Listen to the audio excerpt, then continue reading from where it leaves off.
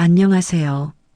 오늘도 저희 채널을 찾아주신 모든 분들께 진심으로 감사드립니다. 퇴근길 해가 가파르게 기울어 골목 끝에 겨우 걸쳐 있었다.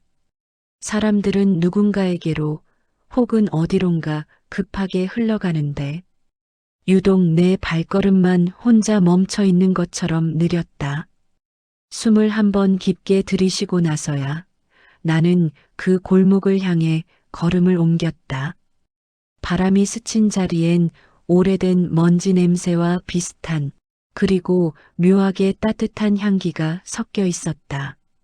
골목 한가운데 낡은 간판 하나가 희미하게 흔들렸다. 몇 글자가 벗겨진 채 남은 이름. 은성다방. 처음 이곳에 들어왔던 날의 기분을 나는 아직도 기억한다. 누군가 이 공간에 아직도 시간을 정성스럽게 쌓아두고 있다는 느낌. 낡았지만 버려지지 않은 것만 가진 묘한 위로. 나는 문을 밀었다. 딸깍 오래된 금속 종소리가 울리며 안쪽으로 퍼졌다. 왔나, 지안 씨. 그 목소리는 늘 그렇듯 조용하고 단단했다. 한도윤, 은성다방의 사장. 올해 68. 옛날식 커피포트를 손에 쥐고 시간을 닦아내는 사람처럼 보이는 남자. 나는 고개를 끄덕이며 내 자리로 걸어갔다. 오늘도 아이스 아메리카노요. 내 말은 짧았지만 감정은 언제나 길었다. 도윤 사장은 말없이 고개를 끄덕이고 커피 향을 퍼뜨렸다. 조명 아래 떠다니는 먼지들, 커튼의 희미한 그림자, 서늘한 골목과 다르게 다방 안은 늘 이상하게 따뜻했다. 나는 여기에 오면 마음이 조금씩 느슨해졌다. 누군가에게 말을 걸지 않아도 되는 공간. 그리고 누군가의 말이 나에게 조용히 들려오는 공간. 그는 내 앞에 커피를 내려놓고 천천히 앉았다. 오늘은 표정이 더 힘들어 보이네. 나는 억지로 웃으려다 결국 멈췄다. 그런가요? 그냥 좀 그런 날 있잖아요. 그런 날이 많아졌지. 도윤 사장의 말은 담담했지만 이상하게 내 마음을 찔렀다. 나는 커피잔을 감싸쥐며 조심스레 말했다. 사장님, 오늘도 그 얘기 들려주실 수 있어요? 그가 잠시 나를 바라봤다. 눈빛엔 오래 사용된 나무결 같은 깊은 주름이 새겨져 있었다. 그 얘기 듣고 싶나 또? 나는 고개를 끄덕였다. 그의 이야기를 들을 때면 흐트러져 있던 내 생각들이 조금씩 바닥에 가라앉았다. 그래 그럼. 그의 목소리가 아주 낮게 흘렀다. 그때였다. 문 밖 골목 어딘가에서 발자국 소리가 멈췄다. 마치 누군가 다방 안을 훔쳐보는 것처럼. 나는 천천히 고개를 돌렸다. 하지만 이미 그림자는 사라진 뒤였다. 도윤 사장은 창밖을 한번 보더니 커피잔을 손끝으로 두드리며 낮은 숨을 내쉬었다. 지안 씨 오늘은 말이다. 그가 천천히 말했다. 내 얘기를 어디까지 해야 할지 모르겠다. 나는 숨을 삼켰다. 방 안 공기가 조금 더 깊어지고 조금 더 조용해졌다. 오늘은 평소와 다르다는 걸. 나도 그리고 그도 알고 있었다. 은성다방에 처음 들어왔던 날을 지금도 선명하게 기억한다. 그날 회사에서 작은 실수가 있었다. 누구든 할 수 있는 흔한 실수였지만 사람들은 그걸 내가 평소 조용해서 그런 거라며 대수롭지 않게 넘겼다. 아무도 악의는 없었지만 그게 더 외로웠다. 퇴근길 일부러 천천히 걸으며 마음을 다독이고 있었는데 우연히 골목 끝에서 은성다방의 희미한 조명을 봤다. 나는 그 빛에 끌리듯 문을 밀었다. 종소리가 울리고 바로 그 사람이 있었다. 오래된 책처럼 단단한 분위기를 가진 한도윤 사장. 처음 보네. 뭐 줄까? 그가 묻던 목소리는 딱딱하지도 지나치게 친절하지도 않았다. 그저 사람을 있는 그대로 보려는 사람 같은 목소리였다. 나는 그에게서 이상한 편안함과 동시에 조심해야 할 것 같은 묘한 경계를 느꼈다. 아, 아메리카노요.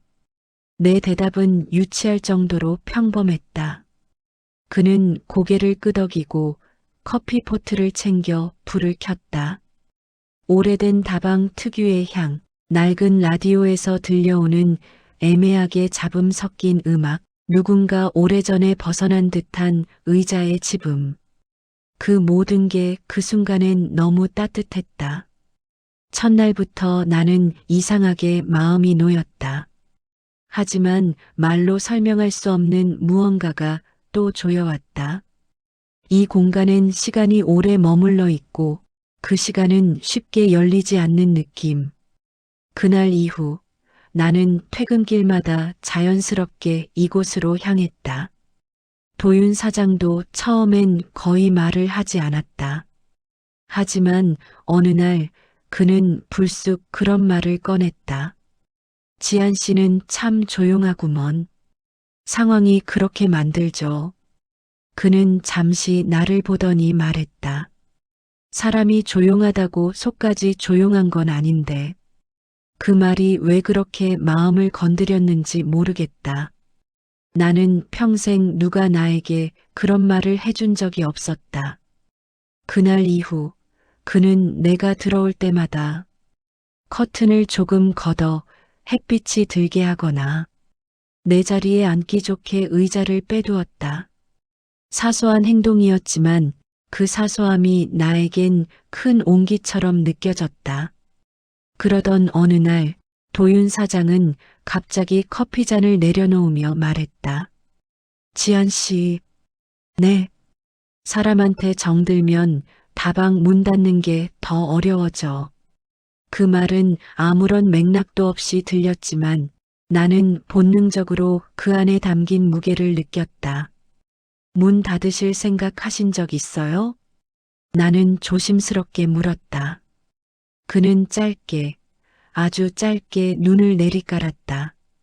그리고 웃었다. 하지만 그 웃음은 오래된 흉터를 어루만지는 사람 같았다. 있지, 많지. 왜요? 그건 다음에. 그가 대답을 피하는 순간 마음 어딘가에서 이 사람은 내가 모르는 이야기가 너무 많다는 사실이 선명하게 다가왔다. 나는 그날 다방을 나오면서도 그의 웃음이 계속 떠올랐다. 웃음인데 이유를 알 수 없이 내 마음이 서늘해지는 그런 웃음. 그날부터였다. 나는 도윤 사장의 과거가 궁금해지기 시작했다. 그리고 이곳에 오지 않으면 하루가 조금 비어있는 느낌이 들기 시작했다. 일막은 그렇게 시작되었다. 은성다방을 찾는 날이 점점 많아졌다. 사실 회사에서 특별히 나쁜 일이 있었던 것도 아니었고 딱히 누군가에게 상처받은 것도 아니었다. 그냥 어느 순간부터 이곳을 떠올리는 횟수가 내 하루를 결정하는 것처럼 되어버렸다. 퇴근 후 나도 모르게 전철역 계단을 올라 은성다방으로 향하는 골목으로 발을 돌리고 있었다. 그 길을 걸을 때마다 조금씩 마음이 가벼워지는 기분이 들었다. 그날도 다방 문을 열자 늘 똑같은 종소리가 울렸다. 하지만 문을 연 순간 내가 먼저 말하기도 전에 도윤 사장이 말했다. 오늘은 많이 힘들었구먼. 나는 순간 멈칫했다. 표정이 그래. 말하지 않아도 보이지. 그가 그런 말을 할 때마다 내 마음속 깊은 곳이 찔리는 느낌이 들었다. 남들은 내가 무슨 생각을 하는지 신경도 안 쓰는데 이 사람은 왜 이렇게 잘 알아보는지. 나는 커피잔을 내려놓으며 말했다. 가끔은 그냥 누가 알아봐주면 좋겠다는 생각이 들어요. 도윤 사장은 내 말을 듣고도 쉽게 대답하지 않았다. 대신 오래된 창문 너머로 시선을 던지며 조용히 말했다. 그게 사람이 제일 외로울 때지.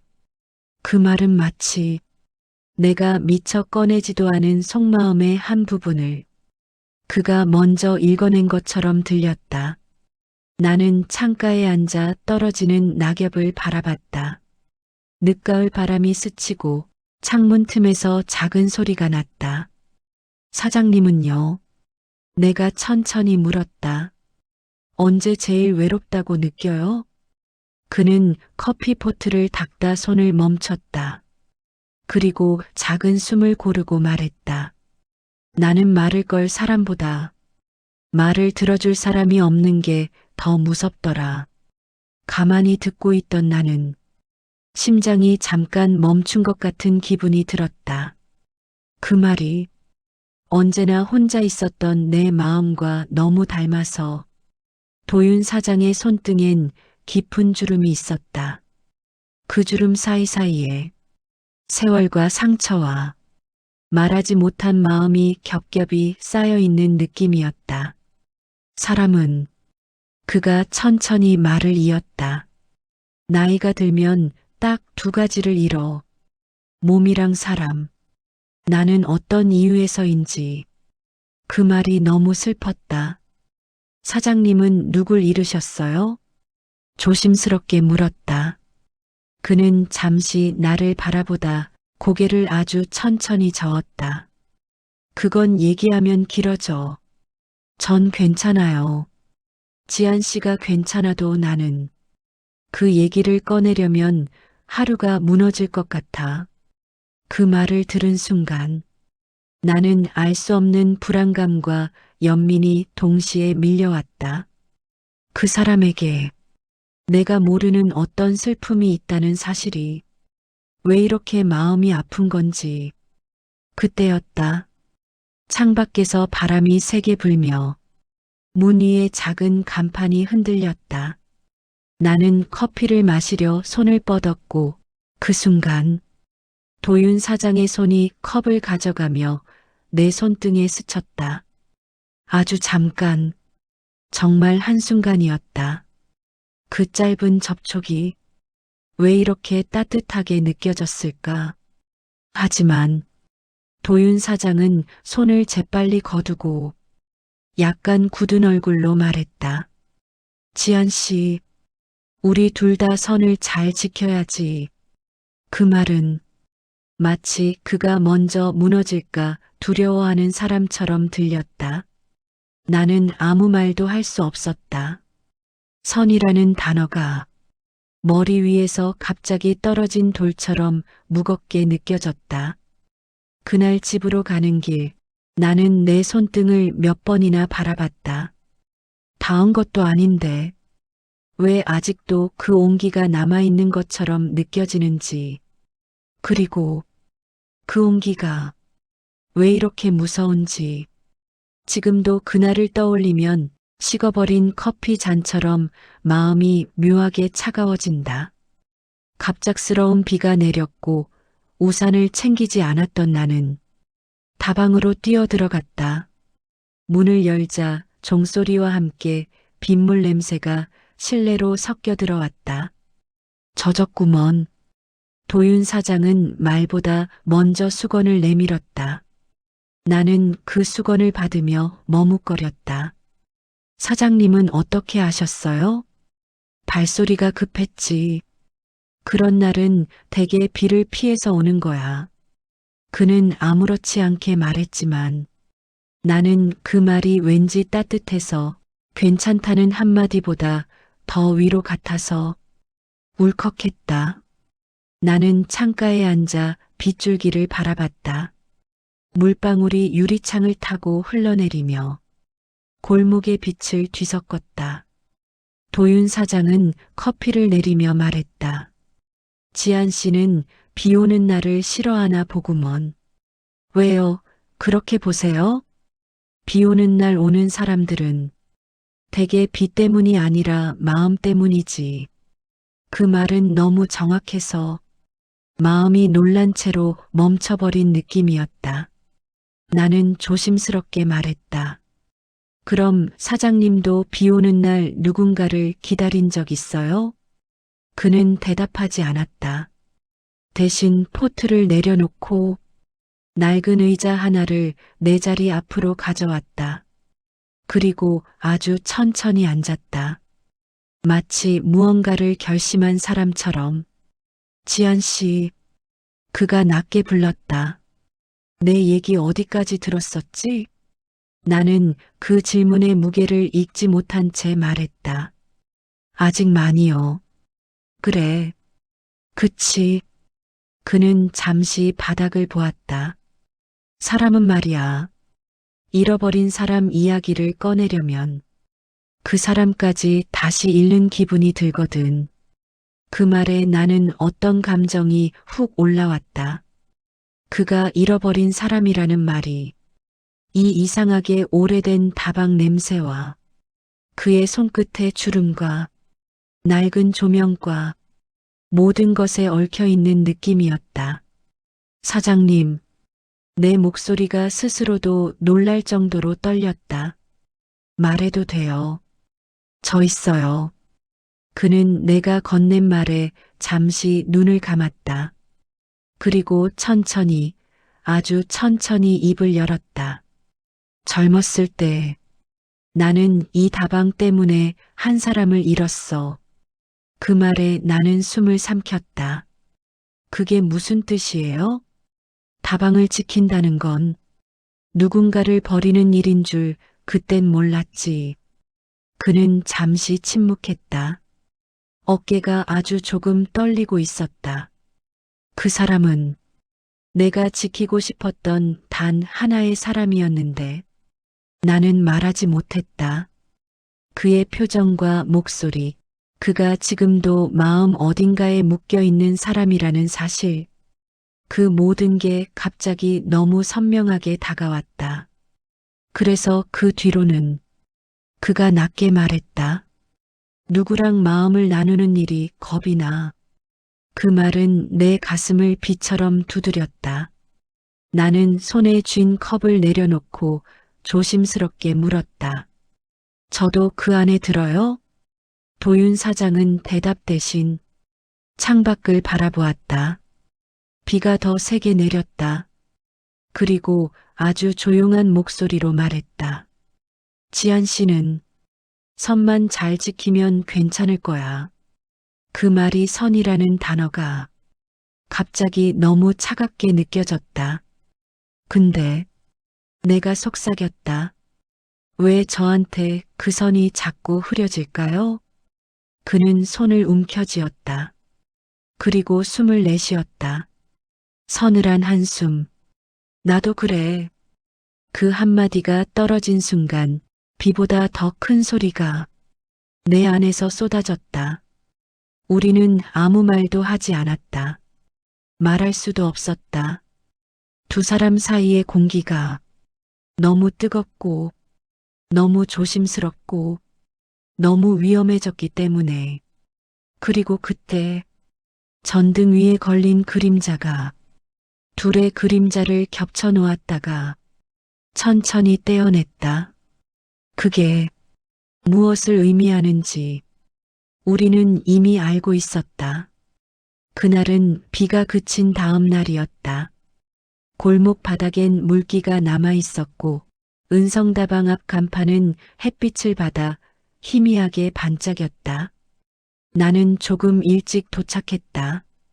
문을 열자 익숙한 종소리가 울렸고 도윤 사장은 커튼을 정리하다가 내 쪽을 보며 말했다. 오늘은 빠르네. 네, 그냥 오고 싶어서요. 그 말이 나도 모르게 튀어나왔다. 말을 한 뒤에야 숨이 걸리는 느낌이 들었다. 나는 왜 자꾸 이 사람 앞에서 속을 쉽게 드러내는지 모르겠다. 도윤은 짧게 웃었지만 얼굴 어딘가가 어제와 달랐다. 뭔가 억누르고 있는 표정. 그때였다. 문 밖에서 발자국 소리가 났다. 나는 뒤를 돌아보지도 않고 느꼈다. 아까 프롤로그에서 느꼈던 그 누군가 보고 있는 느낌. 그 발자국 소리와 똑같았다. 사장님, 또 오네. 문이 열리기도 전에 낯선 목소리가 골목을 가득 채웠다. 문이 열리고 검은 코트를 입은 남자가 들어왔다. 나보다는 조금 나이가 많아 보이는 회사 직급으로 치면 대리나 과장 정도의 얼굴. 그는 나를 한번 스쳐보고 도윤 사장을 향해 말했다. 사장님, 오랜만입니다. 아직도 여기 지키고 계시네. 말투는 웃는 것 같았지만 눈빛은 전혀 웃지 않았다. 도윤은 잠시 굳었다. 김 선배 여기까지 웬일인가. 근처에 볼 일이 있어서요. 남자 김 선배라고 불린 사람은 대놓고 내 쪽 시선을 훑었다. 손님이네요? 네. 내가 짧게 대답했다. 저런 종류의 시선, 나는 회사에서 익숙했다. 하지만 오늘은 왜 이렇게 불편하게 느껴지는지 모르겠다.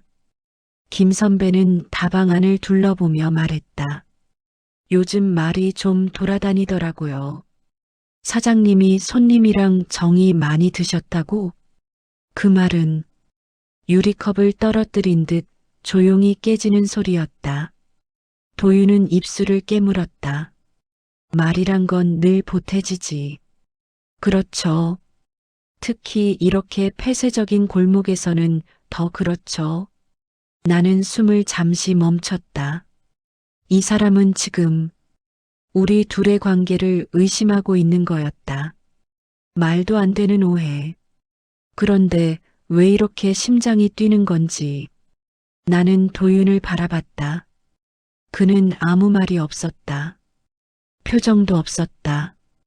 그저 깊은 어둠 속에서 그림자처럼 무너지는 눈빛. 김 선배가 말했다. 조심하세요, 사장님. 괜히 또 사람 잃지 말고. 그 말이 다방 안 공기를 잘라버렸다. 그는 가벼운 미소를 남기고 나가버렸다.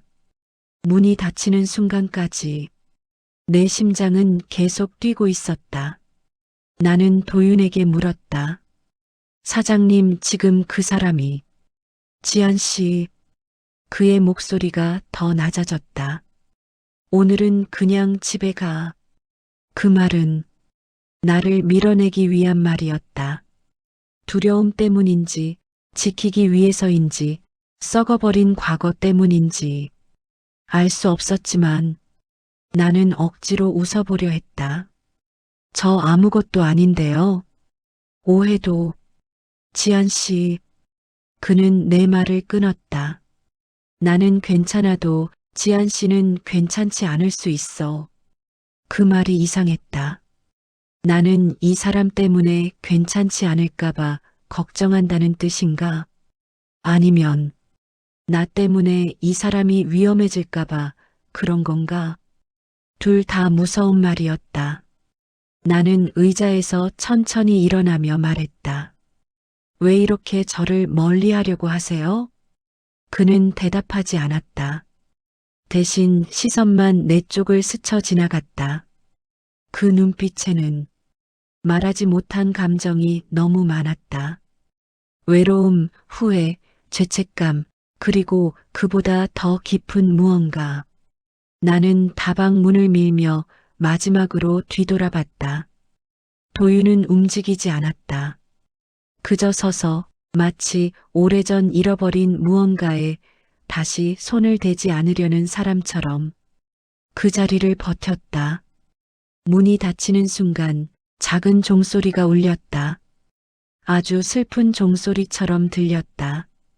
다음 날 퇴근길, 나는 은성다방 쪽으로 향하지 않으려 애썼다. 하지만 몸은 마음보다 더 솔직했다.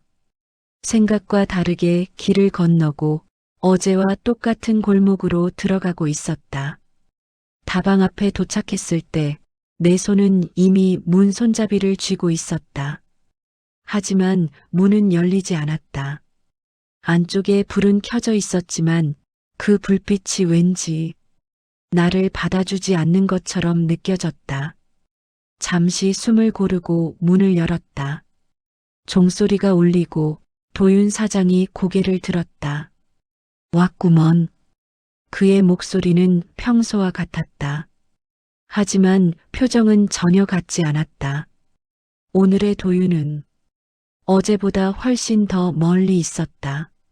나는 자리에 앉지 않고 말했다. 어제 그 사람 말 신경 쓰지 마세요. 난 괜찮아. 그는 짧게 대답했다. 하지만 그 말의 결은 너무 얇았다. 마치 조금만 건드려도 찢어질 것 같은 얇은 종이처럼. 나는 그 앞에서 억지로나마 웃어 보였다. 저희 아무 사이 아니잖아요. 그 말은 사실이었다.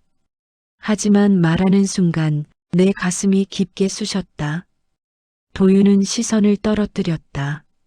지한 씨, 네. 사이가 아니어도 오해는 생긴다. 그래서요? 그래서 내가 멀어져야 한다. 그 말은 마음속 어딘가에 가만히 놓여있던 돌을 누군가 갑자기 떨어뜨린 것처럼 쾅 하고 울렸다. 나는 숨을 삼켰다. 왜요? 왜 멀어져야 해요? 그는 한참 동안 대답하지 않았다. 그리고 결국 아주 천천히 입을 열었다. 지한 씨는 내가 어떤 사람인지 모른다. 알고 싶어요. 도윤은 고개를 저었다. 알면 나처럼 된다. 그 말의 의미를 다 이해하지 못했지만 그 표정에서 느껴지는 고독과 두려움은 설명 없이도 바로 와 닿았다. 그는 오래된 커피포트에 손을 올렸다. 나는 누군가를 지키려고 할 때마다 반대로 잃어버렸어. 나는 말했다. 근데 지금 사장님은 날 지키려는 거잖아요. 그 말은 내가 의도했던 것보다 훨씬 더 가까운 의미로 들렸다. 도윤의 눈빛이 약하게 흔들렸다. 지키려면 더 먼 데 있어야 해. 그는 침묵을 한번 삼키고 말했다. 마음이란 게 그렇지. 가까이 있으면 언젠가 선을 넘어. 나는 낮게 속삭였다. 저도 무서워요. 뭐가? 점점 이곳이 편해지는 게. 그 말이 나오자 방 안 공기가 멈춘 듯 고요해졌다. 도윤은 오랫동안 내 얼굴을 바라보았다. 그 눈빛은 연민도, 애정도, 후회도 아니었다. 단 하나, 이제는 놓아야 한다는 결심의 눈빛이었다. 지한 씨, 그가 아주 조용히 말했다. 은성다방은 누가 쉬어가라고 만든 곳이지 머물라고 만든 곳은 아니야. 그 말을 듣는 순간 가슴 한가운데가 아릿하게 멈췄다. 나는 천천히 고개를 끄덕였다. 알아요.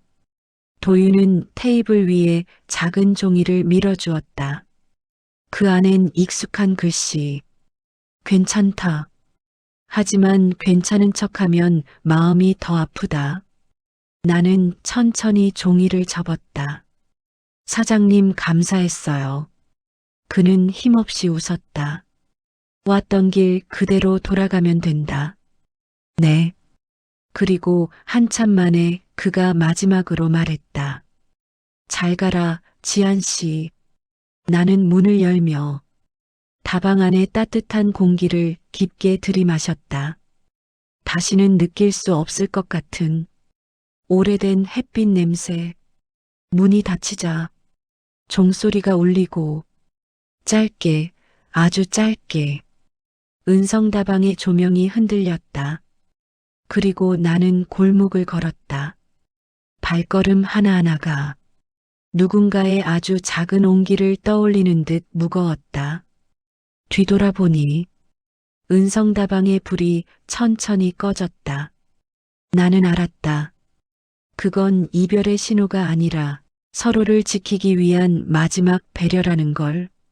하지만 이상하게 따뜻한 배려일수록 더 오래 아프게 남는다는 것도 알았다. 그날 밤 나는 처음으로 이 골목에서 울었다. 구독, 좋아요, 댓글은 저에게 큰 힘이 됩니다. 감사합니다. 행복하세요.